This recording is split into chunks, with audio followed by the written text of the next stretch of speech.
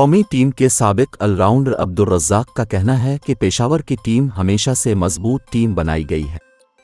साबिक क्रिकेटर ने कहा कि जब पेशावर में वहाब रियाज थे तो ये नाकाबिल शिकस्त टीम थी। उन्होंने मजीद कहा कि रिजवान के होते हुए दूसरे विकेट कीपर को नहीं ला सकते, रिजवान के मुतबादिल आज़म खान हो सकते। दूसरी जानिब शो में मौजूद क्रिकेटर कायनात इम्तियाज़ ने कहा कि इफ्तिखार से बहुत उम्मीदें थीं, वो मैच जितवा सकते थे। ख्याल रहे कि इससे कबल अब्दुल रज़्ज़ाक ने कहा था कि बाबर के अंदर कप्तानी की सलाहियत नहीं, उन्हें कप्तान नहीं होना चाहिए।